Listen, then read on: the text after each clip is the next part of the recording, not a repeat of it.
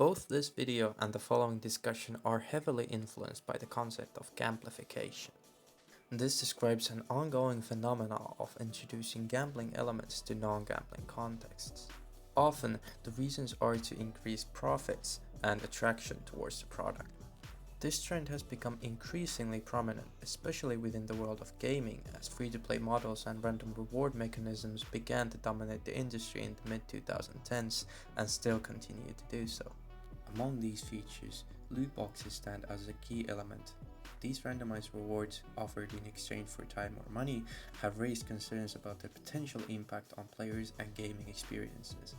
The convergence of gambling and gaming has led to debates over whether loot boxes should be considered gambling, with some authorities suggesting regulatory approaches. This debate into loot boxes and similar gambling-like mechanics sets the stage for our research, which focuses on the similarities and differences between loot boxes and physical booster packs found in collectible card games. For these comparisons, we could think of no better example than Magic the Gathering and its most recent digital development, Magic Arena. With this study, our aim is to address crucial questions surrounding these mechanics and their potential implications for both gaming and regulation. Loot boxes are in-game items that distribute randomized rewards to players, ranging from cosmetic items to usable resources.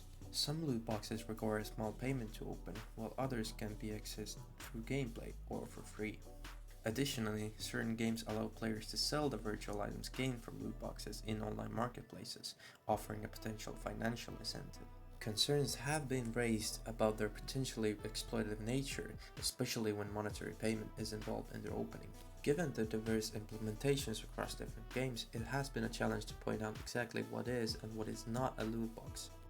We've used both previous research and reports to pin down key characteristics of loot boxes to help us evaluate their similarities and differences with booster packs in collectible card games. Regulators and researchers have had different views on whether certain loot boxes or booster packs should be categorized as gambling, with some advocating for regulations and others highlighting the differences between their physical and digital implementations. This study allows us to gain further understanding regarding the differences between the two, and thus provide valuable insights for the ongoing discussions about their potential impact on players and their potential regulation.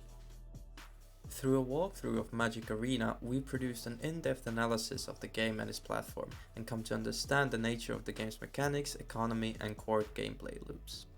First, Magic Arena is essentially a direct digital translation of its physical version, with variations due to card availability.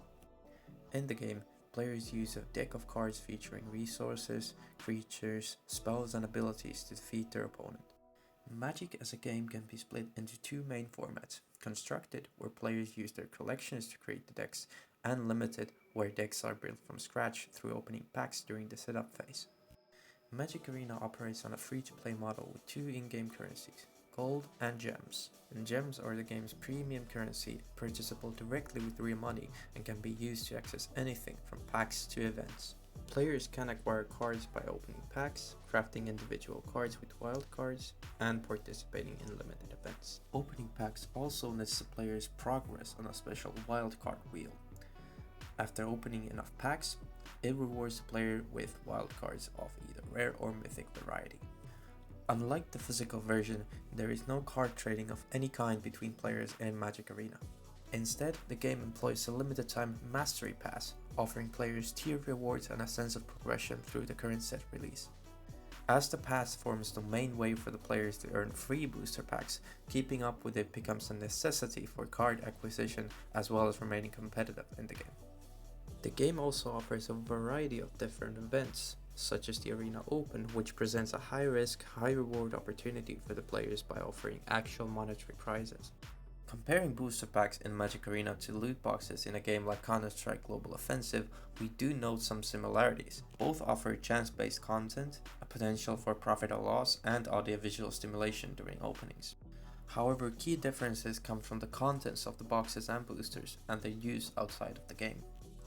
We do note that Magic Arena does fall into some pitfalls common to contemporary digital products. It employs some deceptive designs with its currency system, endless crying through its mastery passes, advertisement of high-risk events such as the Arena Open, and adaptive mechanics based on player data, as with the wildcard wheel.